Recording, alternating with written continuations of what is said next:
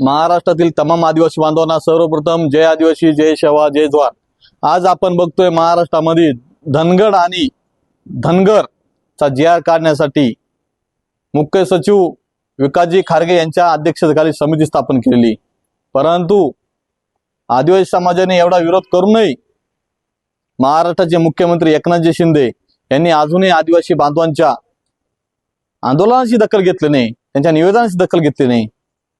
आज ते म्हणतात आम्हाला आदिवासींच्या आरक्षणातून आरक्षण देऊ नये, पण एसटी बी मधून द्यावं, म्हणजे हे दिशाभूल करण्याचं कुठेतरी कारस्थान चालू आहे। आपल्याला एसटी ए मध्ये टाकायचं आणि त्यांना एसटी बी मध्ये टाकण्याचं षडयंत्र महाराष्ट्र गव्हर्नमेंट करते। त्यामुळे ते एसटी बी मध्ये आले, उद्या एसटी ए मध्ये येणार। आदिवासी हे नाव लावायचंच नाही, एसटी बी नाही, फिस्टी बी नाही, काहीच नाही करायचं।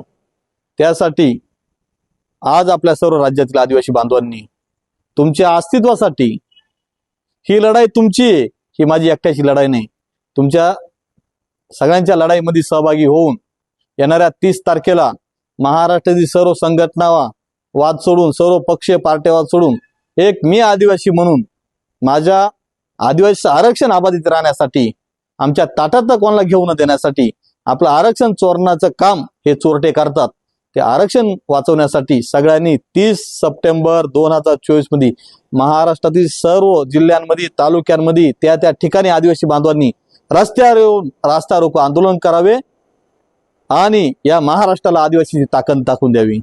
जर रास्ता रोको आंदोलनाची दखल नाही घेतली तर आपण त्या मागच सांगितलेले, मग आम्हाला महाराष्ट्रातलं पाणी, रेल्वे हे जे इशारे दिले त्याच्यावर आम्हाला काम करावं लागेल। त्यामुळे सर्व महाराष्ट्रातील आदिवासी बांधवांनी, सर्व संघटनांनी, सर्व पक्षीय आदिवासी बांधवांनी सगळे जोडे बाजूला साईडला ठेवून सगळे वाद दूर करून 30 तारखेला प्रत्येकाने रस्त्यावरती येऊन एकाच दिवशी, एकाच वेळेस, एकाच तारखेला रास्ता रोको आंदोलन करावं, तरच या महाराष्ट्रातील आदिवासी विरोधी असलेल्या मिंदे फसवणूक अजितदादा सरकारला धक्का बसेल, तरच तुमच्या आंदोलनाची दखल घेतली जाईल। त्यामुळे मला विश्वास आहे माझे आदिवासी बांधव मोठ्या संख्येने त्या भागात रास्ता रोको आंदोलन करतील। त्यामुळे सगळ्यांना पुन्हा एकदा जय आदिवासी, जय शेवा, जय जोहार।